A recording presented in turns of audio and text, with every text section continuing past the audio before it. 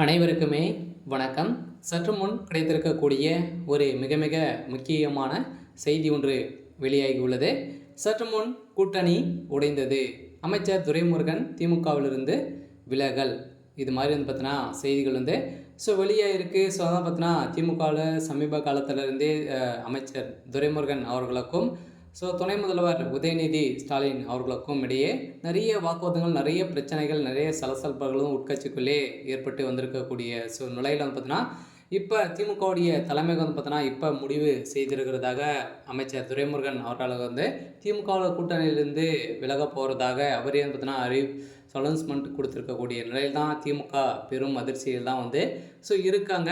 இதை பற்றி இந்த வீடியோவில் நம்ம பார்க்கலாம். அதுக்கு முன்னாடி நம்ம சேனலுக்கு இப்போ தான் நீங்கள் முதல் முறையாக வந்திருக்கீங்க அப்படின்னா மறக்காமல் நம்மளுடைய சேனலை சப்ஸ்கிரைப் பண்ணி சப்போர்ட் பண்ணுங்கள். வாங்க வீடியோக்குள்ளே போகலாம். பார்த்தீங்கன்னா ஏற்கனவே அமைச்சர் துரைமுருகன் அவர்களுக்கும் துணை முதல்வர் உதயநிதி ஸ்டாலின் அவர்களுக்கும் இடையே நிறைய வாதங்களும் நிறைய பிரச்சனைகள் இருந்துருச்சு இல்லையா. உதயநிதி ஸ்டாலின் அவர்கள் துணை முதல்வராக ஆனதிலிருந்தே அமைச்சர் துரைமுருகனுடைய நடவடிக்கை வேறு மாதிரி இருக்குது அப்படின்ற மாதிரி நிறைய பேரும் சொல்லியிருந்த நிலையில் அமைச்சர் துரைமுருகன் அவர்களும் பார்த்தீங்கன்னா இவருக்கு என்ன அனுபவங்கள் இருக்குது, இவருக்கு துணை முதல்வர் பதவி எடுத்து கொடுத்துருக்காங்க அப்படின்ற மாதிரி சொல்லியிருந்த சூழ்நிலையில் இந்த வார்த்தை பார்த்தீங்கன்னா உதயநிதியுடைய காதுக்கு சென்றிருக்கு.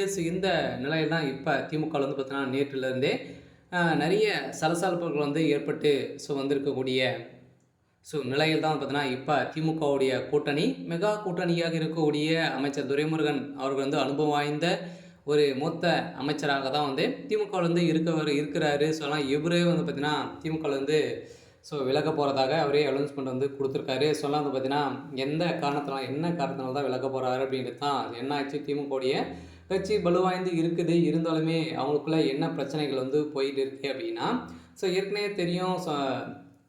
உதயநிதி ஸ்டாலின் அவர்கள் செய்த சம்பவத்தின் அடிப்படையில் தான் பார்த்தீங்கன்னா உதயநிதி அவர்கள் தரைக்குறைவாக பேசியிருக்கக்கூடிய நிலை.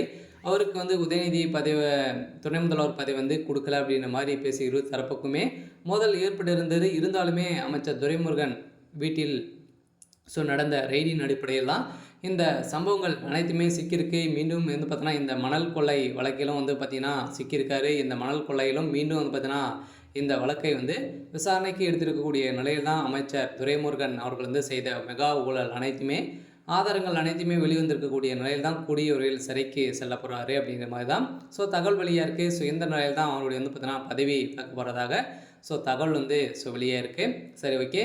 இன்னைக்கான அப்டேட் பார்த்தீங்கன்னா இதுதான். மறக்காமல் நம்மளுடைய சேனலை சப்ஸ்கிரைப் பண்ணி சப்போர்ட் பண்ணுங்கள். தேங்க்யூ.